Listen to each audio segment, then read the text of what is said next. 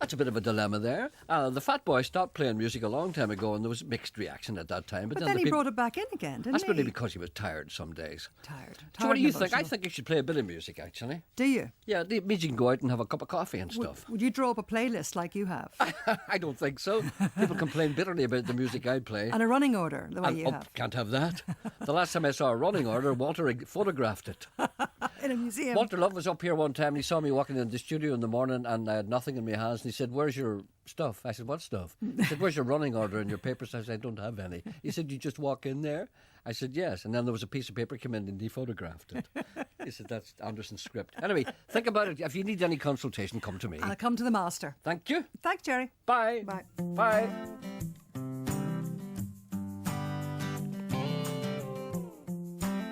This is Rory Gallagher, the one who's still alive. You might say that I'm to blame for everything that's been going wrong lately. Walking around like a working class aristocrat, credit acrobat. God doesn't mean a thing to me. I got a PS3 and a HD TV, plasmatic golden calf, and my Facebook friends say they'll be there for me. Yeah, Facebook friends say they'll be there for me.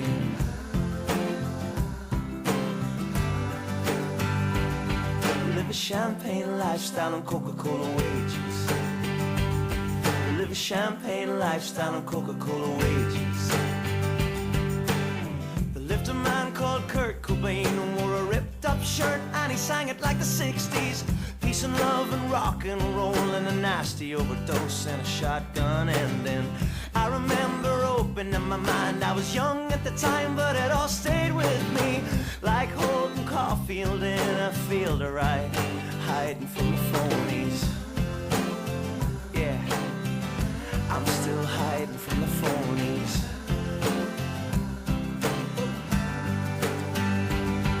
Live a champagne lifestyle on Coca-Cola wages. You live a champagne lifestyle on Coca-Cola wages. We live a champagne lifestyle on Coca-Cola wages. Yeah.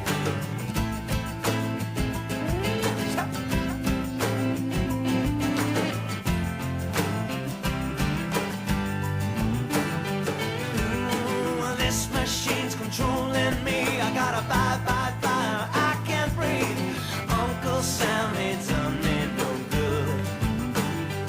Yeah, 110 binary. I gotta buy. I can't breathe. Uncle Sam ain't done me no good. Yeah, my Uncle Sam ain't done me no good. Live a champagne lifestyle on Coca-Cola wages. Live a champagne lifestyle on Coca-Cola wages. Live a champagne lifestyle on Coca-Cola wages. Live a champagne lifestyle on Coca-Cola wages. Now that's very good. I'll tell you why I think that's good. Well, I think it's good because it is good, but I'll tell you why I think it's unusual, why it's worthy of comment. That's Rory Gallagher and the island that's called, and the track is called Champagne Lifestyle on Coca-Cola Wages. Rory Gallagher had a band. What do you call them? The Revs. Do you remember them? I don't. I know. He called the Revs. And they broke up and then he went away to Lanzarote, to Puerto del Carmen. You've been to Puerto del Carmen, haven't you? It's a nightmare of various pubs and people shouting, "Keep it lit! Keep it lit!" I wonder how they got the roadworks finished. Well, it's a bit of a nightmare. But actually, you know, when someone like Rory, if he had said to me a year ago, "Listen, I'm going to Puerto del Carmen to play in a pub every night," I would have said, don't. Because it'll end up in a nightmare of drinking drugs. And you'll end up as white as a sheet and not going out. I nearly did that one time, you know. I was off to gig one time in Ibiza, myself and a small band that we were there. So I went out to check it out. And I met a guy who had been living there, who had been playing in the pubs for like 3 months. And he was as white as a sheet. And I said to him, "What's it like here?" He said, "Don't come here, whatever you do." He said, "Every day is the same. It's like Groundhog Day." I said, "Do you never go out or anything?" "No," he said, "I can't go out." He said, "What happens is I start playing at 8 o'clock and I don't finish until 5 o'clock in the morning and I'm full. And by the time I wake it up and get my senses around myself, it's about 5 o'clock and I have to get something to eat and I have to go and start playing again." So in actual fact, what Rory Gallagher, has done is that he's turned it into an advantage, and he's the only person I know who has done that since he went there. Since he went there, he's been working very, very hard and made some very, very good records along with musicians in Lanzarote, and that's one of them. Isn't that excellent? Wonder if the sewer works finished. The sewer works in Puerto del Carmen. Yeah. No, I like Lanzarote. I like Playa Blanca, which is down in the south of the island, because very few people go there. It's very, very nice, and they've got white sand and everything. And there's a lovely beach there called Papagayos, which I frequent on a regular basis. And then you can go over on the boat to Fuerteventura. Yeah. It's good, that. You couldn't be bored with that. All you want's a pint and Jim Davidson on the TV. No, we went over on the boat once. And did you? Very bad experience. Wait, what's wrong with it? Oh. Rough? Yeah. Gets rough in the middle. There's a bit of a trough there in the middle. Hey, bye. Was it like the cruise that we were on? Remember you were on your back for 3 days? So were you. I was not. You were. I was not. I was one of the few people who didn't get seasick. I don't get seasick. I'm not bragging. It's just there are some people who don't get seasick and some people who do. You just fall down right away like a limp doll. You had to get an injection and everything. I did not. Yes, you did. You're on your back. Well, you were lying there and you said you couldn't go on the stage because you were sick. I was sick. What are you talking about? You didn't get seasick. But I didn't say I didn't get seasick. I didn't get an injection. You never said that. You said you didn't get seasick. I didn't. You did. Everybody I said I didn't get an injection. Why did you not get an injection? Because I didn't need one. Everybody got an injection. They cost 30 quid each. No, a nurse came to my aid. Or to your cabin. No, a nurse came to my aid. What was wrong with you? Were you in distress? Because I was sick. I'll tell you what happened to me. I was sitting on deck and I was reading, right? Yes. And I just happened to look up at the horizon and I suffer from vertigo. Yes. Right? I understand. And I just looked up and the ship sort of went, dropped a little. And I went, oh. That was you finished. And I said, oh no. And whatever it caused, the balance and, Yes. Anyway, but I was a bit sick. Mm-hmm. And I thought it was seasickness. Mm-hmm. And a nurse came to my aid. The nurse who was also, she was a sailor. She had a yacht in Lough Swilly, yeah. And in Buncrana, where you were born and raised. Thank you for telling me where I was born. Yes. And she said to me, she says, what you need to do is go down to your cabin, get some water, and sip the water. Don't drink it in big gulps. Sip it. Every so often, just keep sipping it. I know you'll want to drink it, but don't drink it. Sip it. And lie on your back and keep your belly button pointed towards the ceiling of your cabin. And go with the waves and just lie there and just float away. And it worked for me. It worked. How do you make sure your belly button's pointed directly just at lied. the ceiling? What she meant was she just Did she mention your belly button? She did. And you see, I would be a little worried about that. No, of course, what she meant was don't turn round on your side. I know, but why did you bring your belly button into it? That's a little bit familiar for me. I don't think so. That's how nurses talk. No, they don't talk like that. They do so. Nurses don't come up and say, put your wee belly button pointed over the ceiling, go on, give me a wee look at it. Oh, it's a nice wee belly button. He's a bit of a naval outfitter. It's a wee joke, I know, naval outfitter. Yeah, I heard it. Okay. Anyway, never mind that. So you were sick then. Don't lie to me again. I knew you were sick. So you never appeared. You were green when I saw you. Green. I was, of course, one of the few people who flying the flag for Ireland. I wasn't sick. Didn't book once. I was drinking away like a mad thing, and didn't affect me at all. But did it not? I think I'm. Okay then. As soon as you brought the subject up, okay. Yeah. Right. Yeah. Warts and all. Okay. Okay. Right. So what happened to your book reading? I lied. You said you were sick. I lied. No, but see, I'll tell you what happened. You see, what happens is we went on this horrendous cruise. It wasn't horrendous. In your opinion, it was. It was horrendous. And the reason why it was horrendous... No, just because you can't mix and you can't socialise. The reason why it was horrendous... The reason why it was horrendous... For you. The reason why it was horrendous is because at the very last minute, the people who were running decided to make it a country and western thing. Right, and they had all these country and western singers on that I never heard of, and all the people who came on were all and country for you didn't like it. No, country and western fans, and they looked at me as if there was something wrong with me. And they said, I can't talk to those. They're nice people, but I can't talk to them. That's lovely talk. And I'm just saying that. It's lovely talk. It's not lovely talk. I'm telling the truth here. I can't talk to Hugo people. I can't talk to them. It's different. I just can't talk to them. It's as simple as that. Oh, but you'll talk to the people in the Great Hall in McGee tomorrow night at your lecture. Yes. I Oh, yes, will. you'll talk to... Oh, yes, you'll come over to McGee. Oh, look at him now. Yeah, won't playing, you? Playing the common man Yes, card. won't you do that? What time's your talk at tomorrow night in McGee I'll talk University? I'll talk about that later. What time's it at? I'll talk about that later. All right, then. Oh, yes. All I'm saying is I want to Oh, explain. yes, and there was one yes. particular part, one particular night when I was supposed to kind of give a bit of a lecture. It was a morning, actually. All right, morning. Yeah, well, lunchtime, whatever. Yeah. It was after lunch. Yes, it was. After lunch, that's not morning. Well, it was 11 o'clock. All right, it wasn't night, okay? Yeah, all It wasn't right. 11 o'clock, it was 1:30, 2 o'clock. All after right, then. After they were fed. Right. So I had to go on and talk and read bits out of my book and talk about my life and that kind of thing. So I went in and I looked around me and I looked at the faces looking at me. Oh, God, what's he going to do now?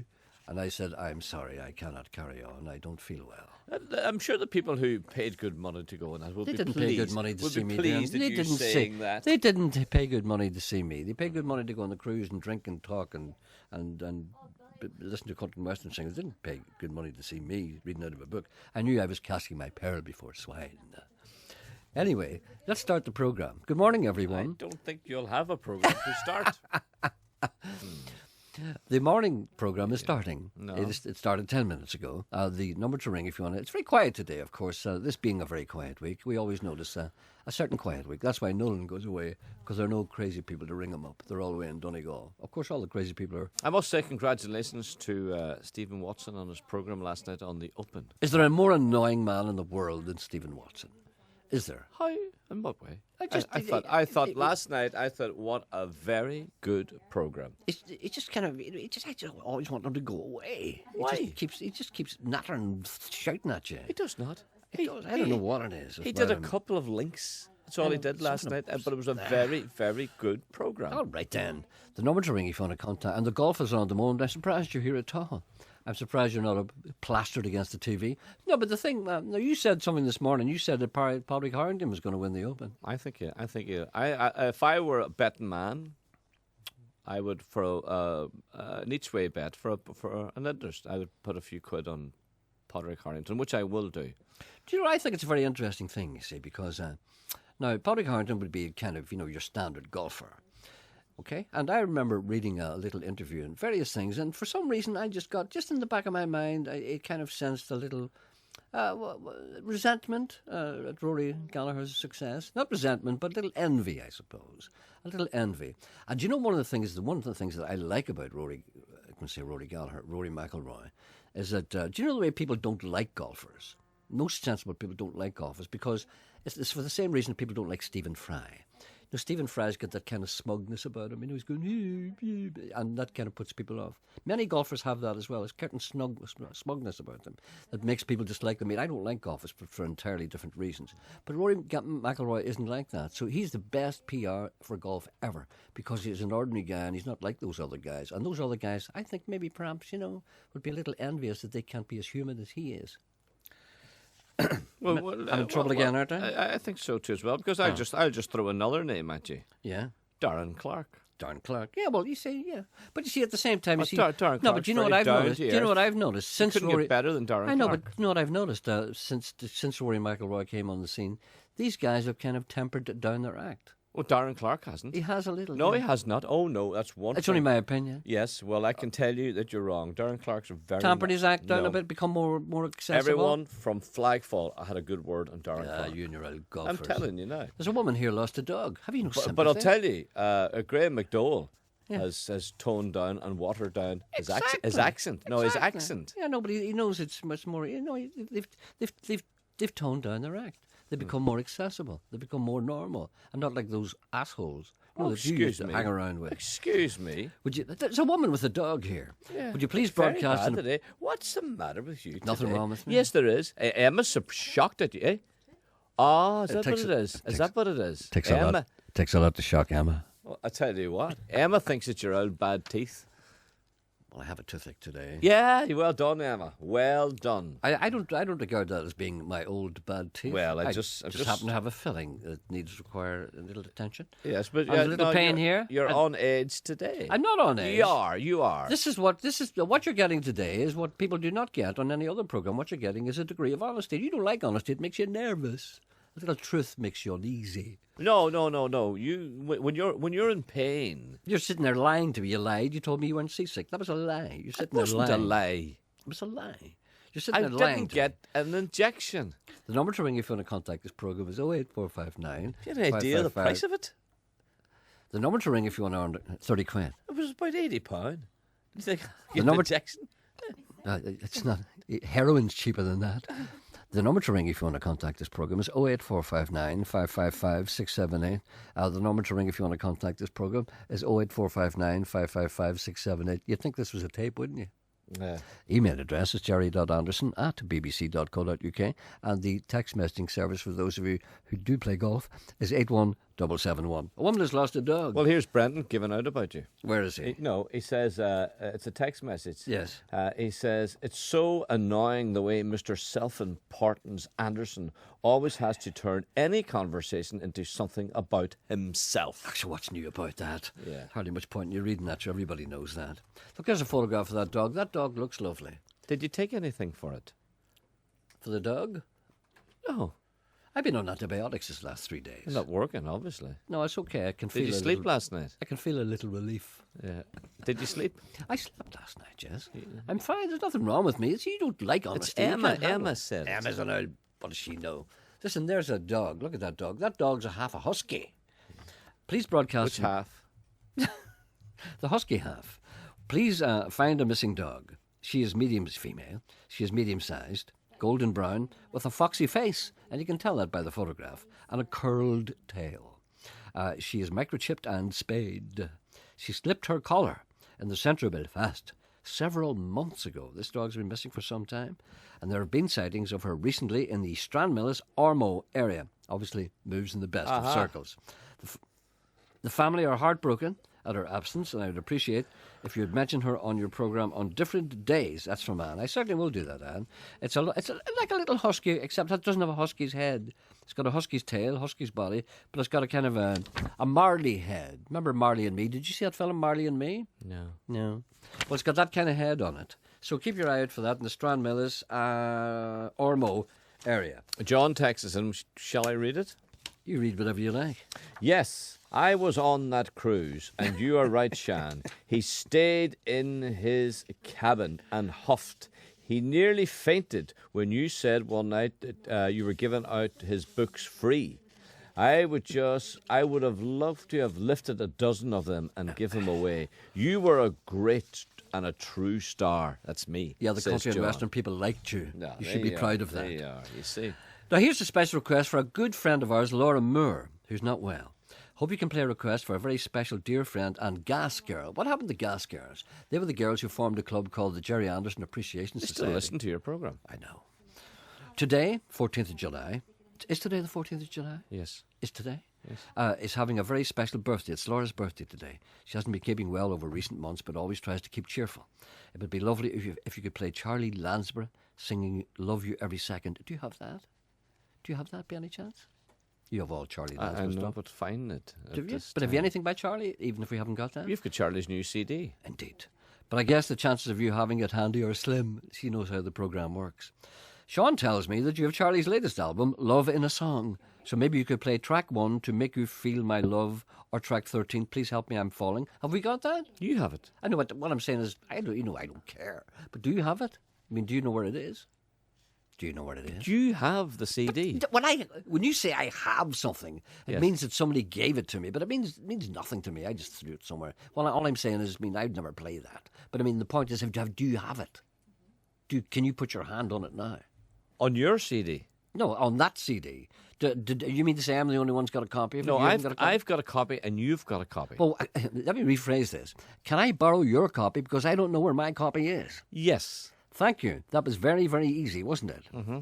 Please wish Laura a very happy birthday. Well, why didn't you get the CD before you read the letter? And Because then I tie only it- just read this now. Well, why don't you keep it and then I'll get you Because I'm not organised. That's I'll why. get you the CD at 11 and read the letter after 11. I will. But play see, the- the point is, there's nobody here to help me. See, everybody's against me. I mean, what you should have done, if you'd have got this, or Emma, you'd have prepared this and said, look, Gerry, there's an email. Look, take that. Look, and there's the CD attached. The emails come directly to you. Emma and I don't see them. Oh, that's right. Yeah, I forgot. So you forgot about that, didn't I you? did forget So that. therefore we But did you not? Did somebody not contact you earlier on about this?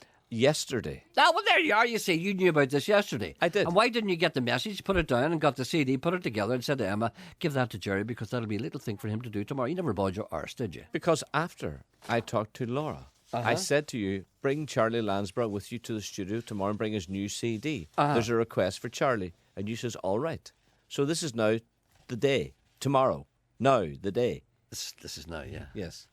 This is the day you really bring Charlie with you. Well, you have Charlie, so will you bring Charlie down here about 11 o'clock and I'll play him for Laura, who's a dear friend of mine?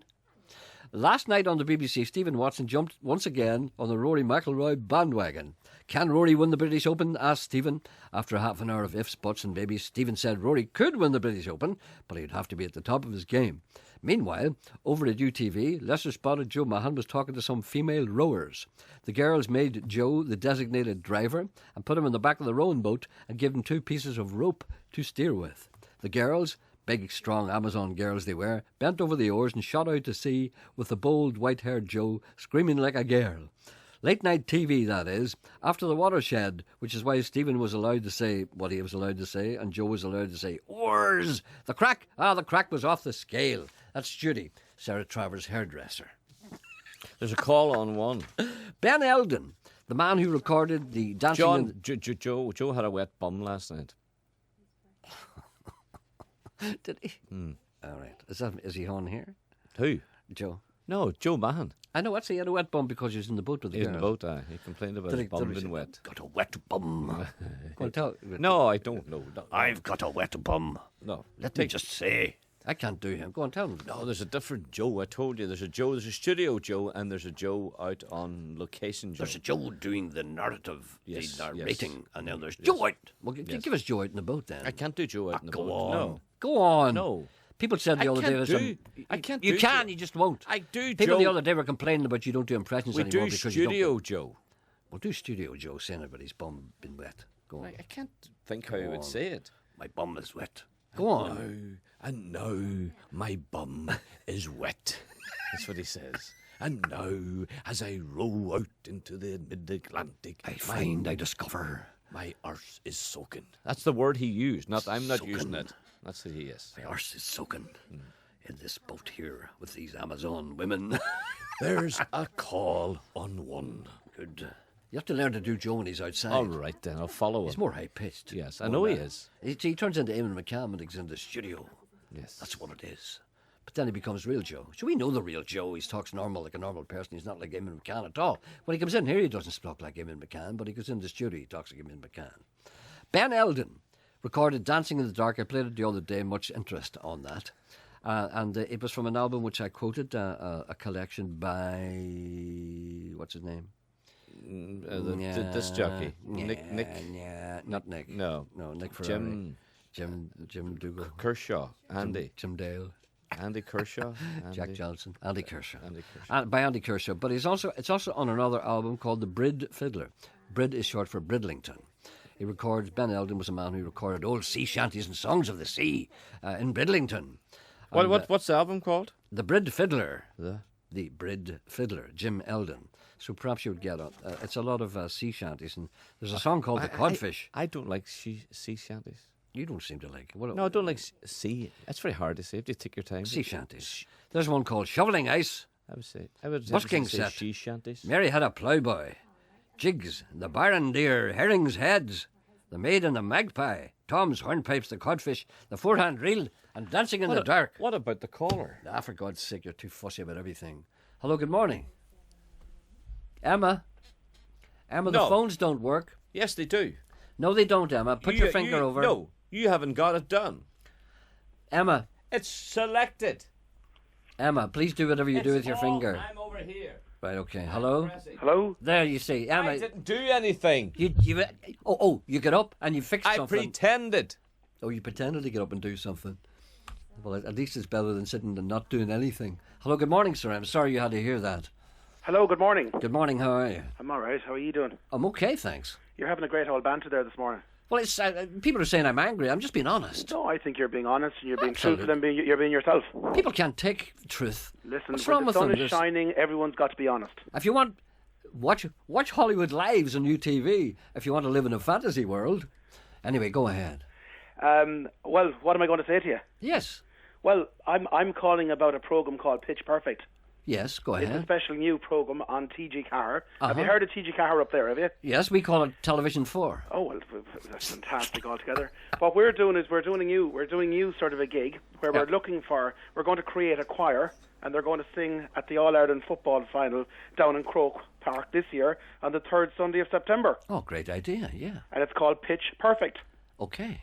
So we're on the trawl. We're looking for singers, people who are in choirs. Maybe they're in GA clubs. Maybe they're sons of GA players or daughters of GA players or mothers or groundkeepers or anybody that can sing, whether they're in a gospel choir, a church choir, or they just sing in the local pub. Uh-huh. And we're going to send a couple of mentors around the country. You're going to come in and sing, and they're going to choose a 30-strong choir, and they're going to train them to be tenors and sopranos and altos and basses, and then they're going to go out into centre field on the 18th of September in Croke Park and sing the two songs of the opposing counties in the All-Ireland football final. Up, down. Well, there you go. Up, Tyrone. So what do the people do if they're interested in this? Yeah, well, look, if people are interested, you know, whether you're a singer or whatever out there, Gerry, there's different ways you can get in contact. You can go onto the TG Cahir, tg4.ie website, and Pitch Perfect is what you're looking for. Or else you can send us an email to pitchperfect@goodcompany.ie. Or for people that just hear the brand Pitch Perfect, if you Google it now and put TG4 beside it, loads of different things will come up on Google. So click on the application and get it in. And the closing date is noon on Monday. Okay, give us that information again because the people. To him, Caroline. Give us that information again because the people in here are very slow. Okay, well, you can go on to the TG Cahir website. Yes. So that's www.tg4.ie/Pitch Perfect. Uh-huh.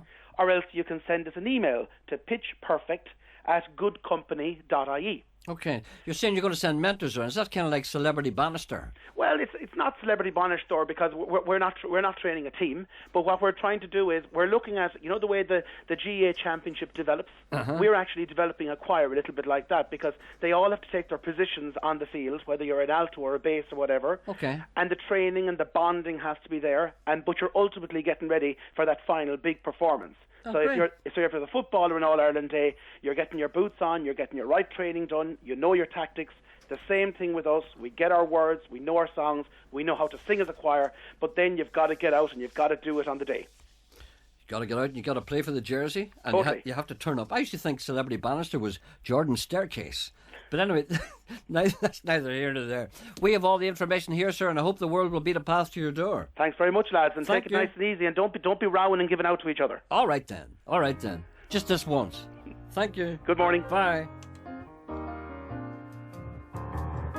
Here's a song I haven't heard for a long time. This is one of my old favourites. It's called God Bless the Absentee by Paul Simon. It's from an album called One Trick Pony. Oh, look at the time. We're not going to have time to hear all of this, but we'll hear a couple of minutes anyway.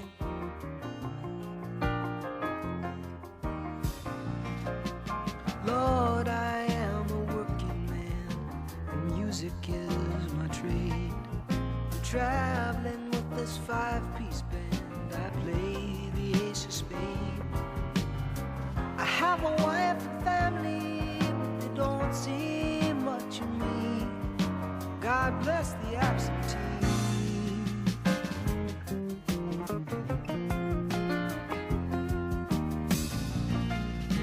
Lord, I am a surgeon, and music is my knife. It cuts away my sorrow, and purifies my life. But if I could release my heart from veins and arteries, I'd say God bless the absentee.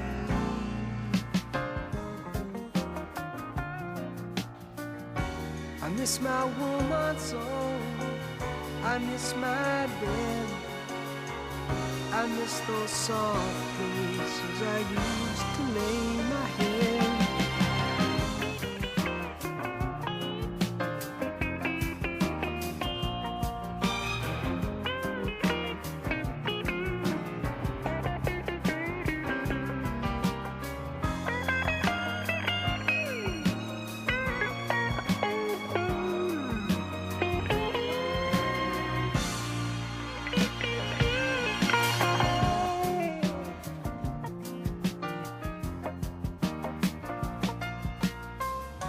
son don't need me yet.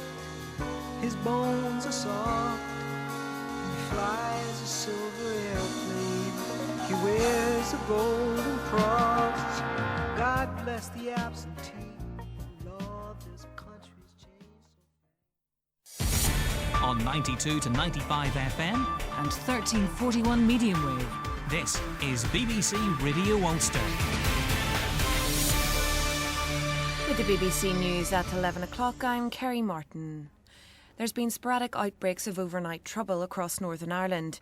In Portadown, a 21-year-old man and a young woman have been arrested following trouble in the Garvaghey Road Ballyoran area. A police vehicle and 2 other cars were damaged when a number of petrol bombs, paint bombs and missiles were thrown at police. In North Belfast, a group tried to hijack a car in Brompton Park, and in the west of the city, a number of petrol bombs were thrown along the Springfield Road, Suffolk Road area. There was also trouble in Londonderry, where petrol bombs were thrown at the police in the Brandywell and Gomnascale. And in Bangor, a taxi was hijacked from the Rathgale Road and set alight shortly afterwards in the Winnie Hill area of Hollywood. The mother of a disabled child who died in Craigavon Area Hospital says she's relieved that the Nursing and Midwifery Council has upheld 3 charges against a nurse involved in her son's care. The nurse, Ruth Ballas, had wrongly described his seizures as spasms. Joanna's son, Connor, who had cerebral palsy, died the same day. This is the first time anybody has listened to us clearly, and it's such a relief after all these years to have a professional regulatory body acknowledge and make aware exactly what we felt had happened 8 years ago. It's been horrendous. The Transport Secretary, Philip Hammond's expected to tell MPs that the government's scaling back its plans for major cuts in the Coast Guard service. The original proposal would have seen the number of centres reduced from 18 to 8, with only 3 remaining open 24 hours a day. Plans to close Belfast Coast Guard have been opposed by all the political parties here. It's now thought that fewer will be closed and more will stay open overnight. Now, sport, here's Denise Watson. Rory McIlroy has made a shaky start to his Open Championship Challenge. He's currently 2 over par after 7 holes, tied in 42nd place on the leaderboard. Denmark's Thomas Bjorn leads on 3 under par after 12 holes played. Darren Clarke starts at 1 o'clock, Porrick Harrington at 20 past 1 and Graham McDowell just before 2 o'clock. There's currently live coverage on BBC television. And Linfield managed a 1-1 draw against Belarusian side Bate in their Champions League second round qualifying first leg tie last night. Crusaders and Glentoran are in Europa League action tonight. We'll have live coverage from 7:45 on BBC Radio Ulster Medium Wave. And now the weather forecast with Jackie McCann. The first half of the day offers the best of the dry and the bright weather. It will gradually cloud over from the west for the afternoon, with parts of Fermanagh, Tyrone and Londonderry prone to the odd spot of patchy rain. Elsewhere, it should stay largely dry, with sunny spells continuing across parts of Antrim and Down well into the afternoon. It should feel relatively warm, with temperatures peaking at 21 Celsius. BBC News. BBC Radio Ulster. Travel news. In Hollywood, Carlston Avenue is closed between Tor Grange and Winnie Hill from 8 a.m. until 8 p.m. each day until Sunday week. A diversion is in place via Tor Grange, Loughinver Avenue, Rannoch Road, Dalwhinnie Road and Winnie Hill. On to flights, and at the George Best Belfast City Airport, the 20 to 10 flight from East Midlands is expected at 20 past 12. And at Belfast International Airport, the 11:15 Aer Lingus arrival from Heathrow has been delayed by an hour. Aileen Morneau reporting. Travel news on BBC Radio Ulster. On Talkback with Wendy Austin today, the Cloyne report. Possible 5 years jail for priests who fail to report abuse, even if they hear about it in the confessional. Is this enough? Is it right? Northern Ireland's only Coast Guard station learns its fate during the programme. We'll have that news first for you. While there'll be no bridge over troubled waters for Carlingford, the master himself, Peter Allis, on golf with Wee Mac, G Mac and Big Darren all playing in the Open. Joel Taggart's live from there as well. And the boots cost 45 quid, plus £714 and 18 pence to get them from England to Hollywood. Golden boots worthy. Tell me about your most expensive package ever and join the debate on Talkback at 12.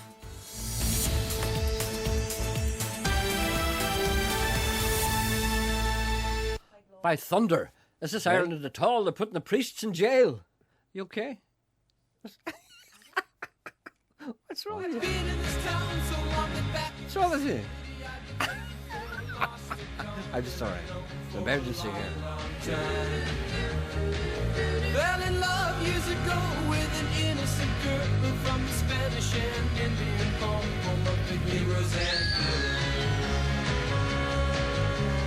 once at night, Cotillion Square defied, and she was right in the rain of the bullets that eventually brought her down. But she's still dancing in the night, unafraid of what a dude will do in a town full of heroes and good.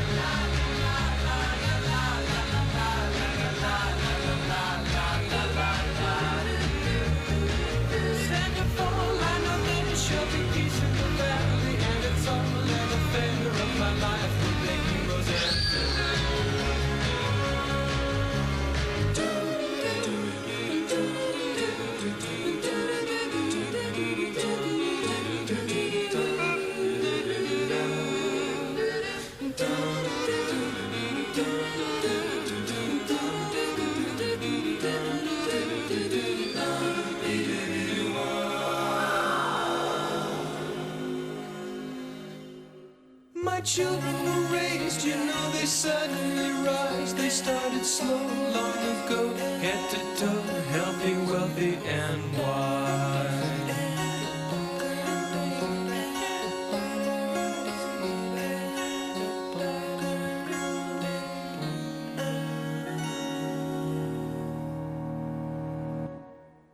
I've been in this town so long to the city. I'm fit with the stuff to ride in the rough, and sunny down snuff. I'm alright by the heroes and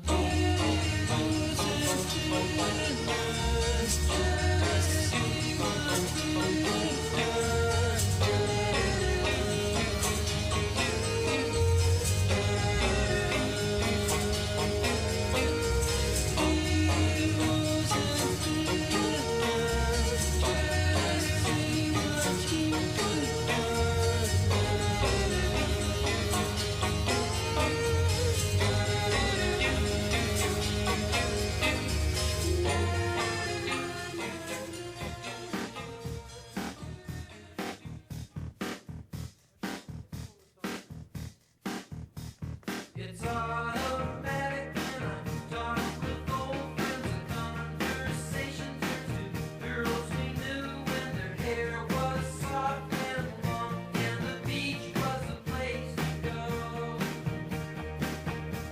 With suntan bodies and waves of sunshine, and California girls and a beautiful coastline, and warmed up weather that's in together and do it again.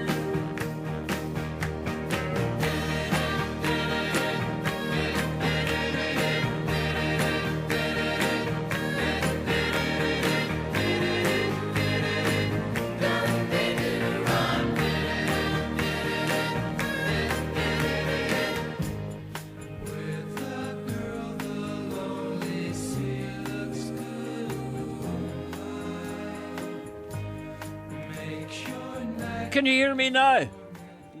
Let me hear you. Can you hear me now? Yes, I can hear you now.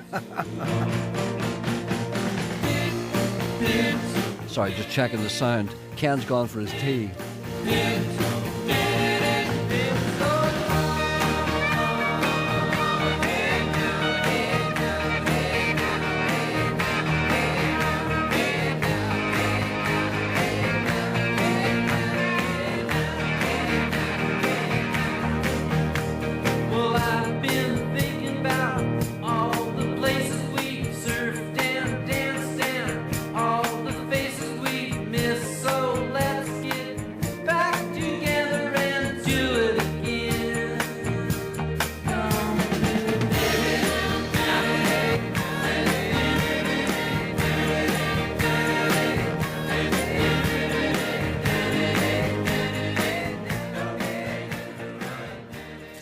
we are, not to be outdone by Orange Fest. I've decided to have a little Beach Boy Fest of my own.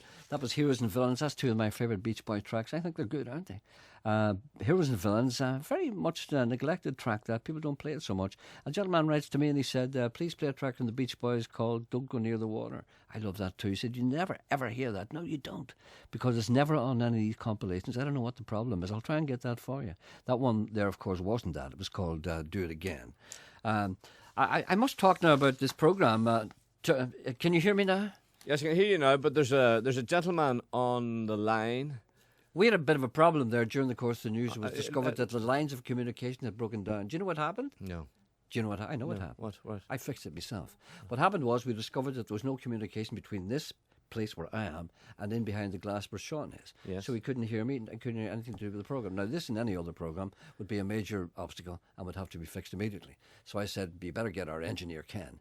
Ken is gone for his tea. He's gone for his lunch. He's gone home. No, he's gone for his lunch, his break. Ken's in here from 6 o'clock in the morning. But see, the point, don't you seem to realise that all the programmes in this station here are on Radio Foil, and this is the only programme that's on nationwide on Radio Ulster.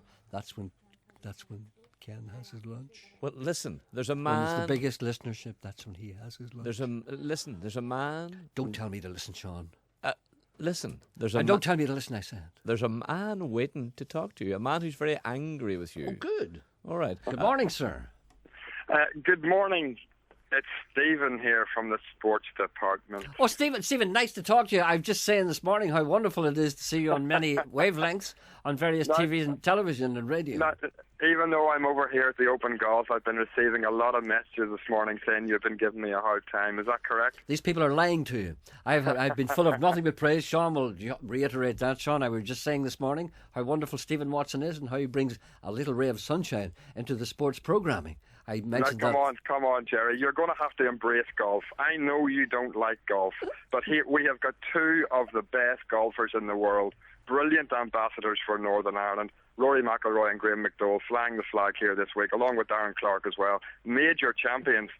Surely you're going to have to give them a bit of support. You see, this is what I'm up against all the time. Mr. Coyle, please put Stephen right. Have I said nothing but praise for Rory McIlroy? Nothing but praise for Graham McDowell? Nothing but praise this morning. Lies. And I said that Rory McIlroy is a breath of fresh air, and it's changing the whole world of golf and making people like me who hate golf, we're being drawn into it. I admitted the other day it was like admitting like child molesting. I mean, I admitted that I put golf on and I watched it all night. I mean, that's a terrible admission for me.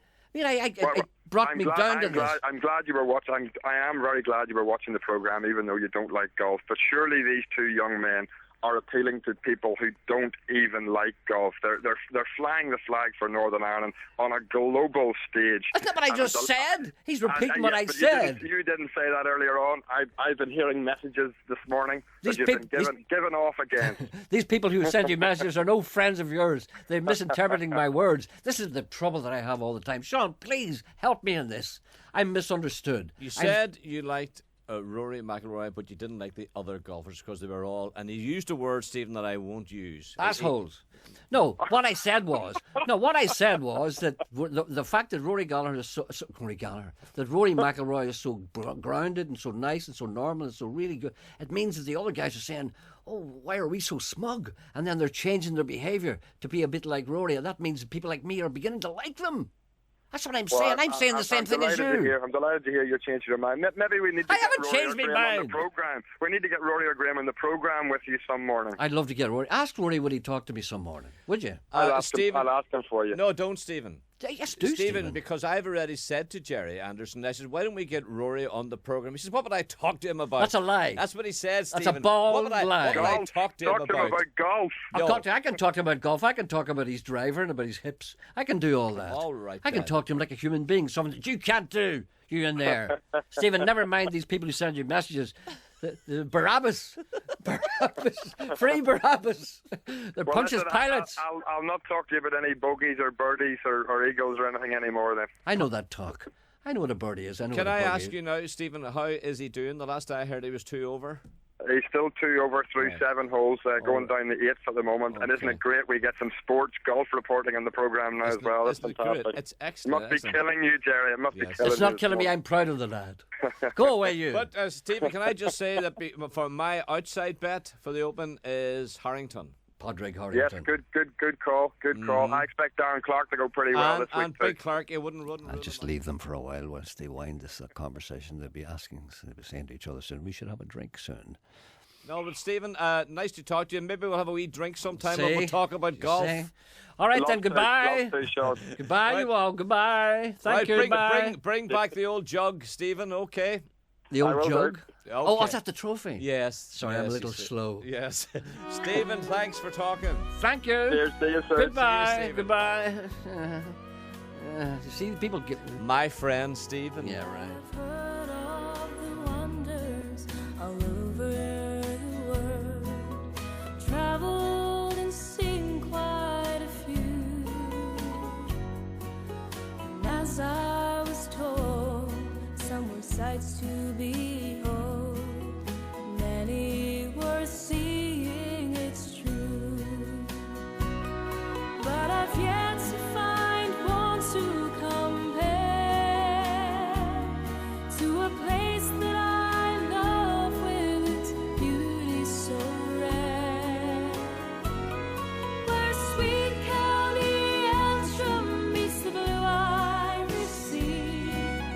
All of my cares I unload, with the green glens above me and someone to love me.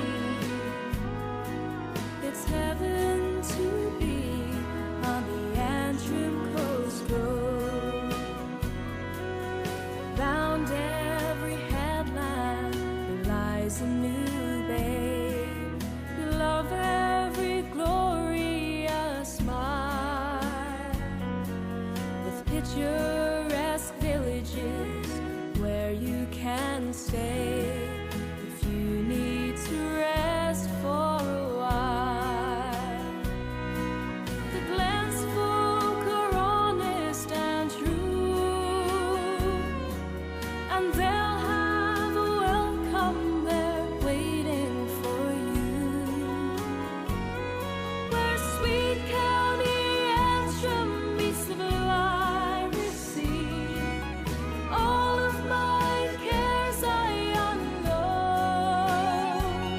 with the green glens above me and someone to love me.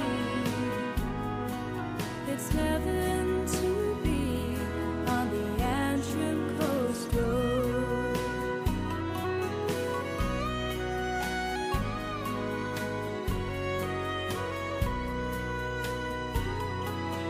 Primrose in spring and the seagulls above live in your heart evermore. No wonder so many have fallen in love as they walked hand in hand by that shore. You'll know that same magic, my friend, and long to return there again and again. Where sweet County Antrim meets the blue Irish Sea. All of my cares I unload, with the green glens above me and someone to love me. It's heaven to be on the Antrim Coast Road, with the green glens above me and someone to love me. There's heaven and then there's the Antrim Coast Road. Yeah, that's a song I played a while back, and a lot of people want to hear it again. It's called The Antrim Coast Road. It's by a young girl, 16-year-old girl. It's a very fine singer, and she's lovely as well. And her name is Zolene. Zolene, Zolene. I forgot to tell you, do you remember we had a communication problem during the course of the news, and we had called to call for Ken, but there was no sign of him because he'd gone for his lunch. Do you know what happened? Do you know how that communication breakdown occurred? Do you know? Do you know how that occurred? Oh, is he not? Where is he? Sorry. It's all right. I was talking to you and you weren't there. Hey? I can't see you. You see. I know. No, I was going to say, where were you? Was something wrong? A guest arrived and I was at reception talking to them. So that's okay. That's all okay. Right. Yeah. That's okay. No, it's just I was explaining. Do you remember earlier on we had a communication problem? Yes. And when I couldn't hear you and you couldn't hear me. This is a lesson to be learnt in the future. Mm-hmm. Do you remember when you came in and you threw the Charlie Lansbury CD at me? Yes. You knocked off the microphone by doing that. I don't mean I knocked off the microphone. This CD that you threw violently at me hit one of those little buttons there, thereby cutting off the flow of sound from here to in there. All right. So in other words, your fit of piquant anger and nastiness caused a major sonic fault. So just remember that. You're breathing very heavily. Sorry, am I? Is it Emma? Emma, what's going on there? I'm juggling a lot of balls in the air this morning. That's why you're breathing heavily. I've seen a husky dog around the White Abbey train station area over the past few days. This could well be the husky dog that we seek. Unlikely that it's the one you mentioned because it has no collar. Well, you see, a dog can possibly lose its collar. Maybe some kind of small Asbo-bearing chap may have taken the collar off to throw people. I have no idea. And a man could steal a collar off a dog. These things have happened. So there's a husky-type dog around the White Abbey train station area for the people who sent me that little letter and the photograph of the husky-type dog. Also, could you please put a call out for a family pet which is lost? The pup is an Irish Wheaton Terrier, about 7 months old, lost around St. Merrill Park, Kennedy Way area, and there's a phone number here, so keep your eye out for that. Some other messages here. On Daybreak this morning, says Michelle, they were looking for homes for a litter of 16 Dalmatian pups. Then the weather girl, just to make conversation, said to the presenters, if you wanted 101 Dalmatians, how many more would you need? The male presenter paused for a few seconds and then he said, 95. You're no fun today. Oh, listen, what do you want me to do? To partake, take part. Sitting there, a big bake on you like that. Who's out there? Listen to her in there. Don't be not her in there and here. Not her in there and here. Rose is on one. Is she? Hello, Rose. Hello, Gerry. Good morning. Good morning. How are you today? I'm fine. I'm not getting any help from these people today. Is that right? They seem to not like me. Oh, I like you. Thank you. Right. I'll tell you what it is, Gerry. As you know, the News of the World, it was the last edition on Sunday the 10th. That's right. Now, my husband and I have just came across a copy. We don't know where we've got it from. We just found it in an old box last night. Uh-huh. It is the first edition of the News of the World, Sunday, October the 1st, 1843. Are you serious? I'm serious. But what I'm thinking, we're both thinking, did they give a copy of the original out at some time with the News of the World? Yeah, last Sunday. No. I mean, this is actually, this isn't the same copy that I got on Sunday. This is the full paper. Are you serious? Yes. What? Well, you'd know by looking at it if it's a genuine it's article. one. It's old and small print. Is the paper kind of thick? It is very thin. The paper is thin. It's thin. It's no, the thin, paper itself is thin, but the paper itself is not a thick newspaper, but is the actual paper itself a wee bit thick? It is, yes. Well, that sounds like the original, Well, we moved house and we'd packed a lot of things in old boxes, etc., things you don't look at for years. Yeah. And we can't think how we came across it. What was the house you lived in before? Was it we an lived in old a house? Victorian house. And did you inherit any stuff upstairs or anything, or? Not really, only from my parents when I cleared their house out, bits and pieces, old photographs. And I can't understand just how long we've had it or where, and that's why I'm phoning today to see if any of your listeners would know At one time, maybe it could have been a century, the news of the world 100 years old or something like that, that they have give this out. But does it look... It looks old, yes. Well... Yes. I'll it's yellow, discoloured, it's all the small print as you would expect. We've read through it, you know, and it would be the news of 1843. Price threatens. Yeah. Well, you know, you would know to look at it. Have yes. you any... Oh, yes, it's not like today's paper. Well, you know, it seems to me... Well, I'll tell you what you should do. Where could I get more information? Well, I suggest two things. Right. One of the things I suggest you ring somebody in the Linen Hall Library. Right. Because they would have a fair idea, because they have a wonderful archive of not necessarily English newspapers, but they would know to look at it if it was the genuine thing, and maybe perhaps if they... I would ask them, you know, because they're nice people down there. And do you live in Belfast at all? I live in Bangor, Gerry. Bangor. Well, then maybe I'm sure you go into Belfast every now and again. Of course, yes. Why don't you ring someone in the Belfast in the Linen Hall Library and tell them you were talking to me, and ask them would they mind if you brought it in someday and maybe have somebody have a look at it. Right. Because those people there, you know, they know what they're talking about. Yes. Emma just received a call to say that a few years ago, the News of the World give out a copy of the first edition to commemorate their centenary or something. I think it was. But they gave out a copy of the old. Well, was it kind of artificially aged? It was a very thin edition of it. So but was it artificially aged? Well, I wonder. I don't know. You see, that's probably what you have, you know. But you may, but it may not be. It may not be. May not be. You see, you don't know. I mean, I wouldn't like to dismiss it out of hand. Yes, yes. Did you examine it very, very? Do you examine it very, very carefully? You know, the back page down the bottom. You know, maybe some kind of indication that it's a copy or whatever. Yes. No sign of it. No, I can't see. No. Well, I'm sure those people wouldn't mind if you just popped in and had a look at it. Yes, I'll do that, you know, Gerry. I'm sure they wouldn't mind. That's great. You've been very helpful. No, but I mean, but you actually you think that it could well be the original because it's got that really aged look about it. It does. Yeah. I mean, anyone who's seen, I mean, I don't know what experience you have, but I mean, I've had occasion to look through old newspapers, doing bits and pieces and things. I've had occasion to look through archive, you know, of papers like 200 years old, and you know when you see them. Yes, you know it's a genuine article, but yes. you may not have seen too many things like that. No, I haven't. But the people in the Linen Hall, they would know right away by looking at it, and I'm sure they wouldn't mind you coming in just having a look at it. And there'd be no reason to feel silly if it was wrong. I know. Oh, that's great, Gerry. Yeah, okay. You tell them when I rang you. Tell them that you were talking to me. I'll do that. Okay. And thank you very much. No, thank Gerry. you very much. Thank you. Bye. Isn't that interesting?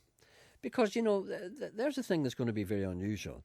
Do you see, as the years go on, do you know the way things are now, that everything is email and, you know, everything is kind of disposable, even music is disposable? See, in about 50 years' time, it's going to be very difficult to find out anything about us. I mean, if someone was going to write a book about you, which is very unlikely. Who would write a book about me? I don't know. Maybe you might do something like, you know, die spectacularly. Right. You know, I don't know. What's your point? Don't be snapping at me. No, I'm only asking what's your point. Just the way you said you're that. tetchy this morning. No, it's the way you said that. What's your point? No, you're tetchy. Who do you think you are? Jeremy Go Paxman? and change your blouse or something. Freshen up. There's something, you know, something wrong with you today.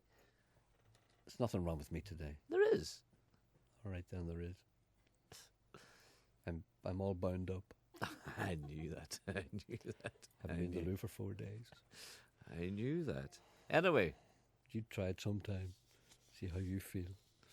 Anyway, the point is that, do you know the way people write books now? They're based on correspondence between two people. You know, people who've kept letters, that kind of thing. That's how we know most of what we know about Mozart, people like that. But see, in 50 years' time, they know nothing because they won't have any emails or anything. Nobody writes letters anymore. No, when was the last letter you wrote? I can't think. I think it was the Dole, actually, telling them that I was completely disabled. God forgive you. It's worth a try, you know. This is a lady called Michelle, and she can't afford... Now, this is a very important thing because a lot of people can't afford to go on holidays this year. And, you know, it's because of the credit crunch, because of the way things are. So but Michelle has decided to stay at home but pretend that she's in a hotel. And this is her third episode. Bearing in mind you can't smoke in a hotel, I will refrain from smoking in my own house. Which, I remind you, I'm pretending is a hotel. Smoke, he will say, no, because there's residents sleeping right above that area and they'll complain if the smokers are too noisy. I will then walk through my house and stand out the front. It will be teeming and pishing, to quote Geordie. There will be no shelter. My hair will be ruined. My husband, who doesn't smoke, will come outside with me because he's got nobody to talk to when I'm gone. I remind you, we've had nothing to talk about in the lounge. He will stand shivering and tell me to hurry up. He won't come with me the next time. Oh, and I nearly forgot. There'll be a couple of guests in the lounge. I'll get our neighbours to help out there. We will not speak to them until we meet them in the smoking area. The conversation will begin with complaining about how we have to stand outside. My husband will join us outside again. As the night progresses, we will solve all the world's problems. The crack will be mighty. My husband and I will finally get to bed at 6 a.m.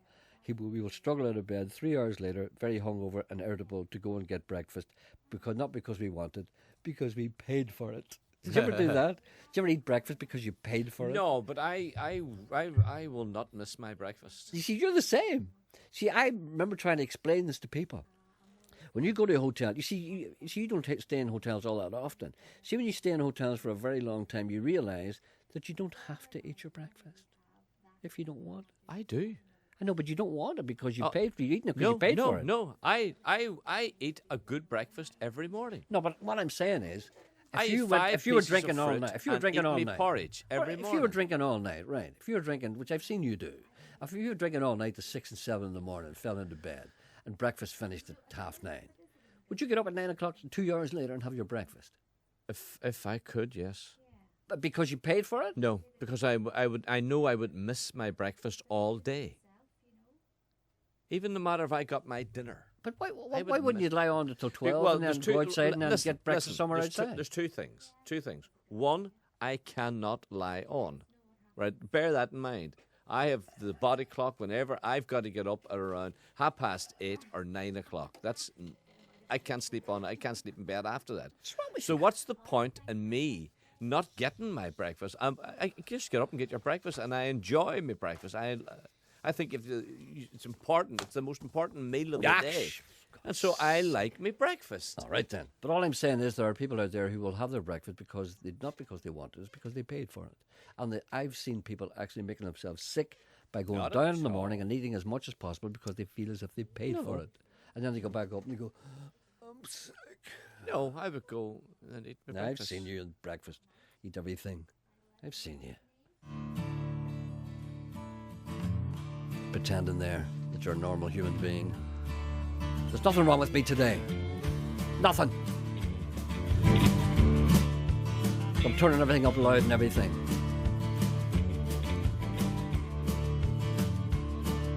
My daddy played guitar in a band and went to work most nights. My mother stayed at home and made sure that we all grew up right.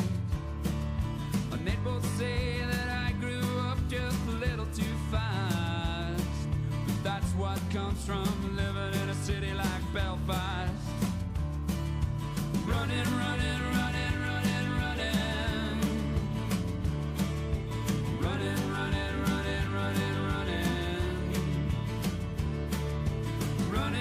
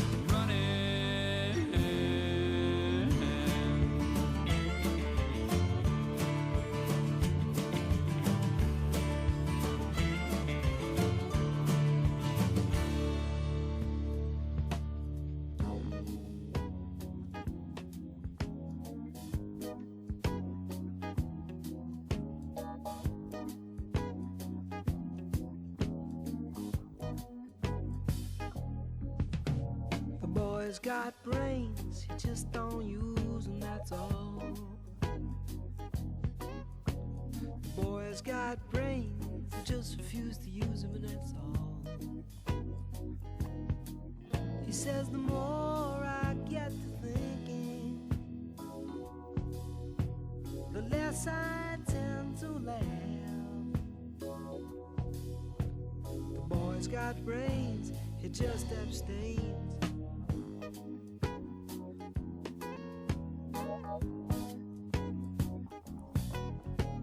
The boy's got a heart, but it beats on his opposite side. It's a strange phenomenon the laws of nature defined. He said it's a chance I had to take, so I shifted my heart for its safety's sake. The boy's got a heart, but it beats on his opposite. Oh, Marion, I think I'm in trouble here. I should have believed you when I heard you sing it. The only time that love is an easy game is when two other people are playing it.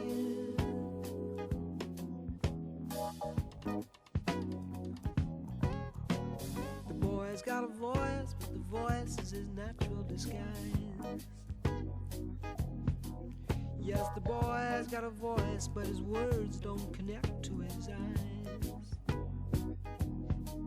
He says, when I sing,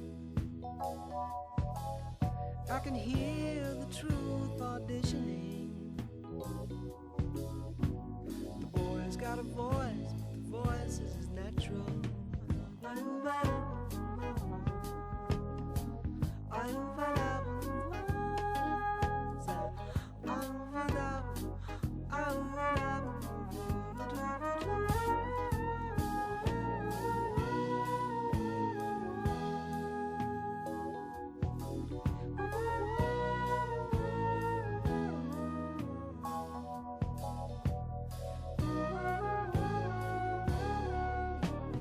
Oh, Marion, I think I'm in trouble here. I should have believed you when I heard you sing it.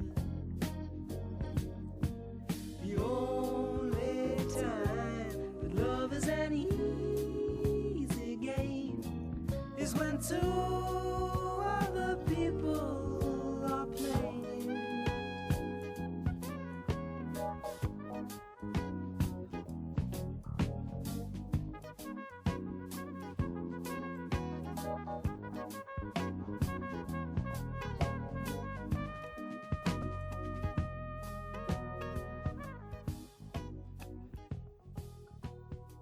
That's One Trick Pony. That's Paul Simon.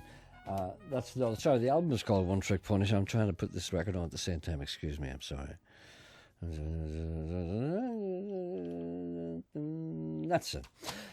Are you playing Charlie? I'm trying to put Charlie on. Can't you see I'm doing too many things at the one time? And that was the song. Hold on a second. Will you hold on a second? Whatever happened to reference what's the backup on the follow up to the passport story? What's the latest? What information do you have on that? What did you find out? Well, let me just say that I don't actually do this myself personally. Why not? What actually happens is that the people who work on the program usually do that, but the people who work on the program don't bother their bums. So I don't know why they're asking me.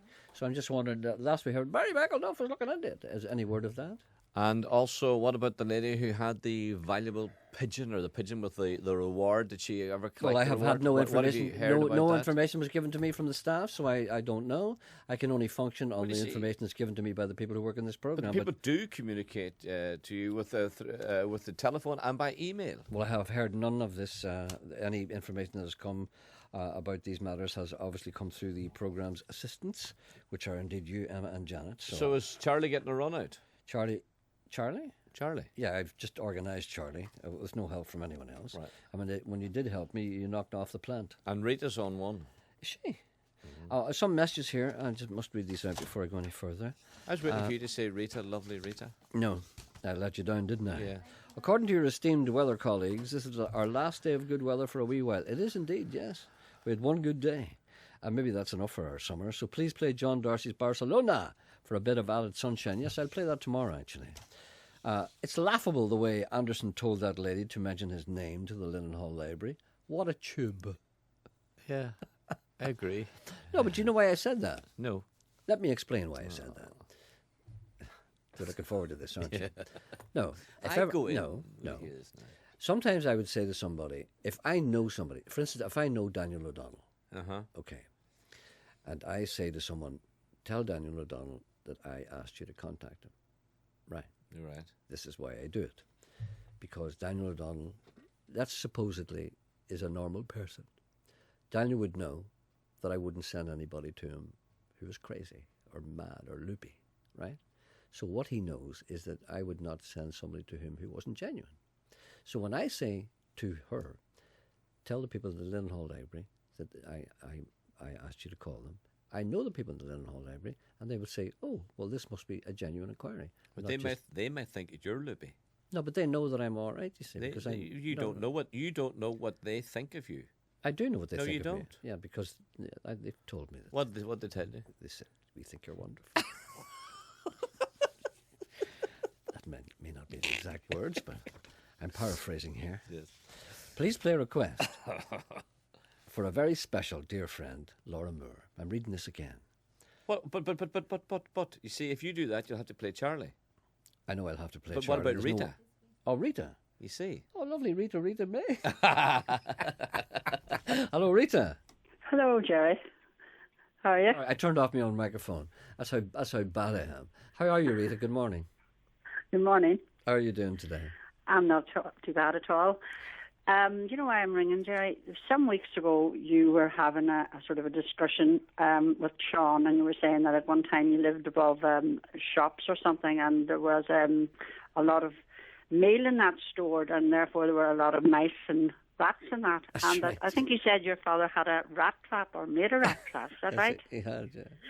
Well, you know, do you see that rat trap you're talking about? Did your father patent that design of his? Well, it was the only rat trap I ever saw with a diving board on it.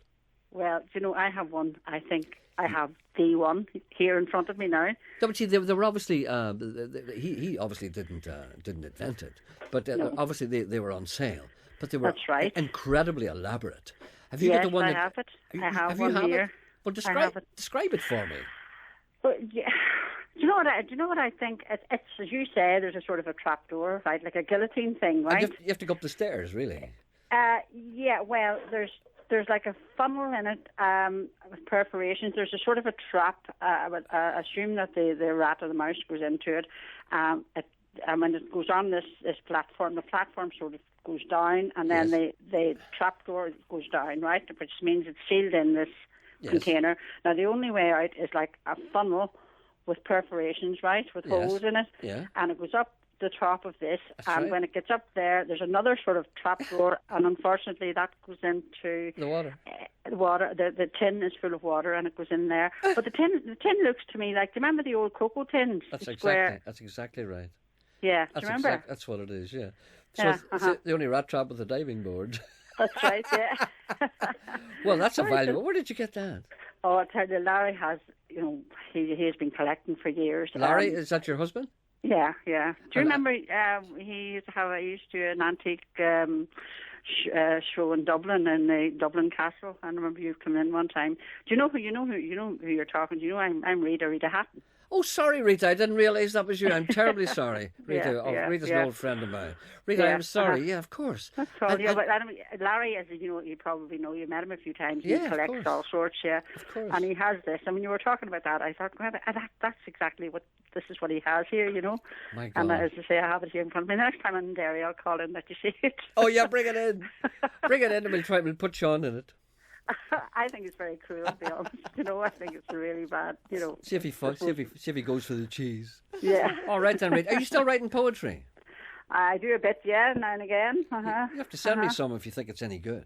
I will. I'll do that. Yeah. All right. I will indeed. Listen, I look forward to meeting you again and with your rat trap. Yes, indeed. Okay, Rita. Okay. Thank you. All the best, Gerry. Bye-bye. Bye. Bye. Bye. This is a special request now for gas girl Laura Moore. It's her birthday today, and she hasn't been well. And this is Charlie Lansbury.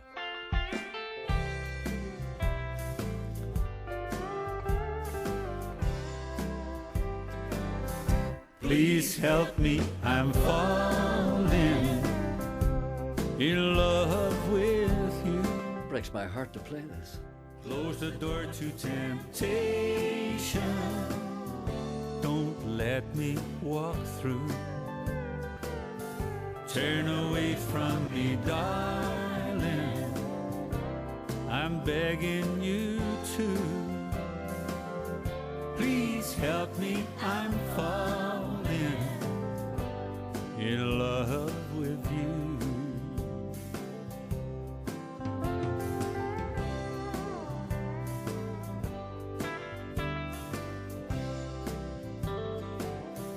I belong to another whose arms have grown cold, but I promised forever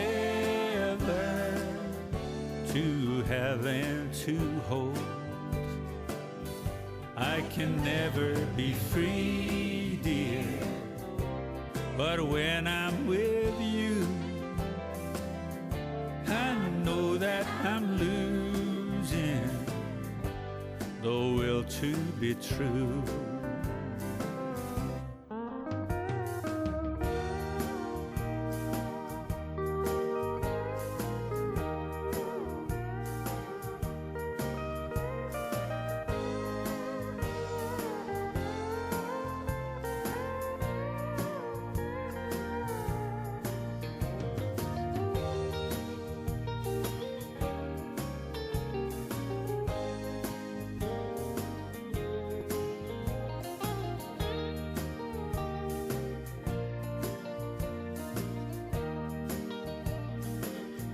Please help me, I'm falling, and that would be sin.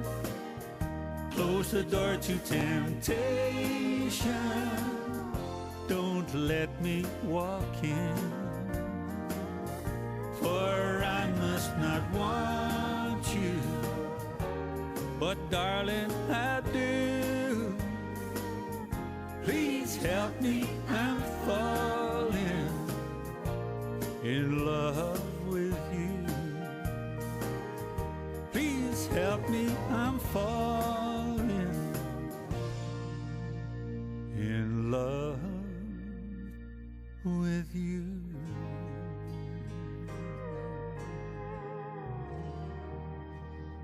I don't know how Hugo does it. It's funny how Charlie doesn't sound right singing other people's songs. Do you notice that? It doesn't sound right. It sounds like it's too high for him. There's Charlie writes songs that suit him. There's a song on that album. I think it's. Could you tell me what track 2 is or track 3? Track 2 is Don't It Make My Brown Eyes Blue. No, 3. Track 3 is Railway Hotel. Yeah, you should play that. Should I? You might like that. Might I? Yeah. That's a song. I think you know the guy that wrote it. What's his name? I think you do. Oh, right then, okay. Good, can you say, is it Mike Gatt, is it? I'm not. Mike Gatt? I'm not quite sure. Bat, probably. No, Mike. Bat. Mike. Bat, B-A-T-T. Is it Mike Bat? Yes, he used to be a Womble. The Womble, yeah. And he's now managing Katie Melua. That's where we met him. Yeah. Nice guy. Yeah, well, he wrote that. Mike Bat. And that's from Charlie Lansbury's new album, which is called Love in a Song. That's what it's called. You would like track 3. Would I? Thank you. Great show yesterday. A great show which helped fix the teething problems with the ejector seat on the new McLaren child buggy called the Sprogger 500 XL. Now when Mum arrives home with her baby, no more struggling with twisted straps and tight buckles. Simply press the ejector seat pedal with your toe, and the baby will shoot 50 feet in the air and land safely in Mum's maternal waiting arms. This new invention will give busy mums more time to smoke and open another bottle of wine. The McLaren Sprogger 500 XL baby buggy, leaving busy mums more time to paint their toenails and squeeze blackheads because why? Because they're worth it. Tommy my cat sauntered into the room dressed as Tom Pick and Mix. Ugly woman, yelled Tom. Are you trying to bring back the punk look? Why, I said. Has someone stuck a pin through my nose? Tommy snorted, measured out another line and said, I'm talking about the homemade barbed wire leggings you're wearing. What's the buzz? Speak up, you old hempen container for rodents. Keep it down, Willie Brown, I roared. These barbed wire leggings are to stop dogs from jumping up on me. Hang loose, ugly goose, replied Tommy. Why would canines jump up on you, you old crone? Hang on, Willie John, I wittily replied. The dogs are attracted to my liver. 5 and 2, Scooby-Doo, said Tommy. No dog, not even a bloodhound, could smell your liver hidden deep in your big fat gut. I refer, I said, to the liver in my coat pocket. All the fours. Shut them doors, cried Tommy. Why are you tempting the dogs in the street with pockets of liver? It's an old wives' cure for piles, I yelled. Have you ever heard the old saying, pocket full of liver, make piles shiver? Here's another old saying, roared Tommy. This too shall pass, with boot up bum. And Tommy lifted his boot and gave me a riser of unparalleled ferocity and unforewarned hurt and pain. But no more piles. Both my cheeks now wear smiles. Do you see there's someone on the phone Oliver? There? Oliver. Yes. Oliver. Oliver, good morning, Oliver. Good morning, Gerry. How are you today? I'm fine. A lovely day it is. It is indeed. Has the sun stopped yet? Not yet, but according to the forecast, it's coming. Yes. The sun always stops as soon as we leave this building. As long as we are in this building, the sun streams in and makes it very difficult.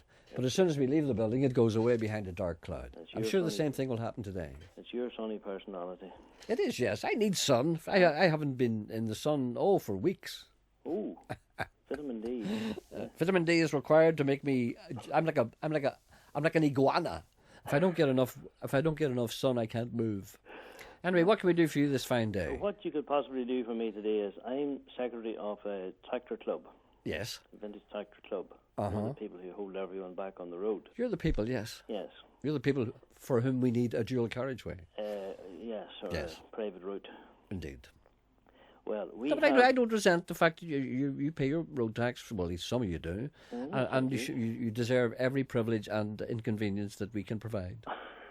I do like it. So go ahead.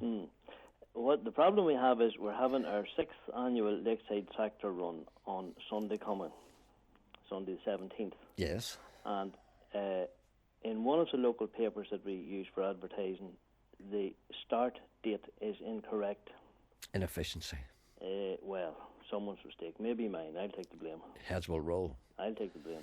What does it say in the paper? It says in the paper commences at 9:30 or 10 o'clock, when actually the start time is registration 12 noon and the run commences at 1 o'clock. What's wrong with getting them there early? Yes. Would you come down and explain to them why they've been standing for 3 hours?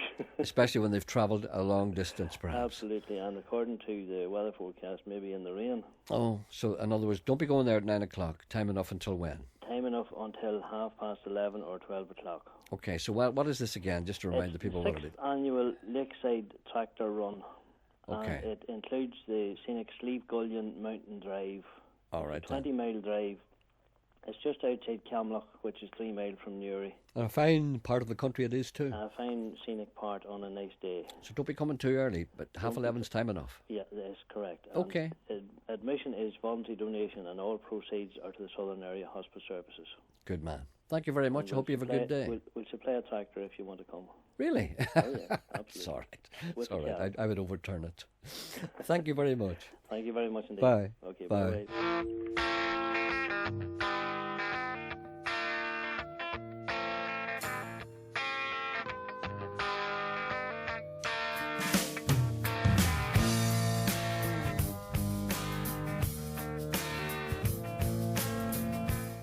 Who else? Tom Petty. She grew up in an Indiana town, had a good-looking mama who never was around, but she grew up tall and she grew up right with them Indiana boys on an Indiana night.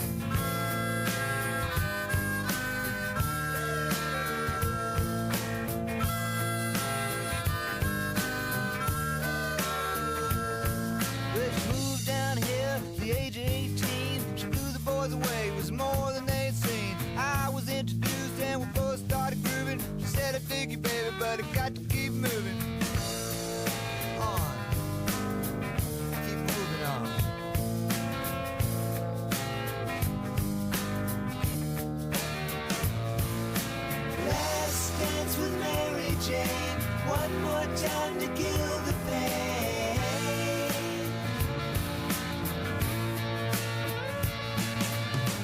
feel summer creeping in and I'm tired of this town again.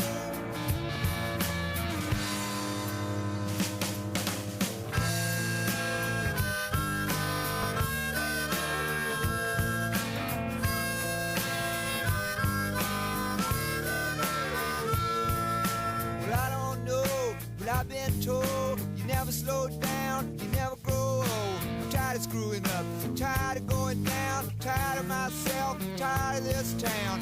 Oh my, oh hell yes. Honey, put on that party dress, buy me a drink, sing me a song, take me as I come, cause I can't stay long. Last dance with Mary Jane, one more time to kill the pain.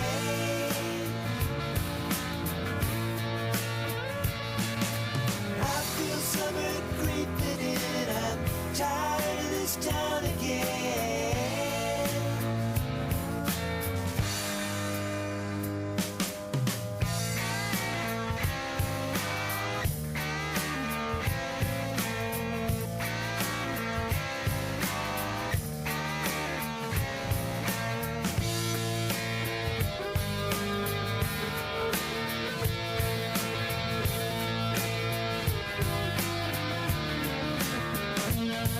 There's pigeons down on Market Square. She's standing in her underwear, looking down from a hotel room. The nightfall will be coming soon. Oh my, oh hell yes. You got to put on that party dress. It was too cold to cry when I woke up alone. I hit my last number, I walked to the road. Last dance with Mary Jane, one more time to kill the pain.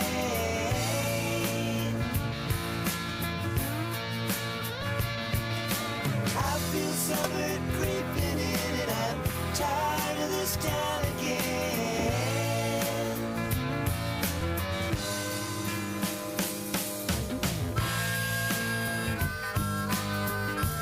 Mary Jane's Last Dance by Tom Petty and the Heartbreakers. That's all we have time for today. Don't forget you can still write to me via snail mail. Gerry Anderson, care of BBC Radio Foyle, 8 Northland Road, Derry, Stoke, Londonderry. Back tomorrow at the same time. Back here again on Friday, which is tomorrow at the same time. Back tomorrow at the same time. Back. Did I say that before? I think you Back did. tomorrow at the same time.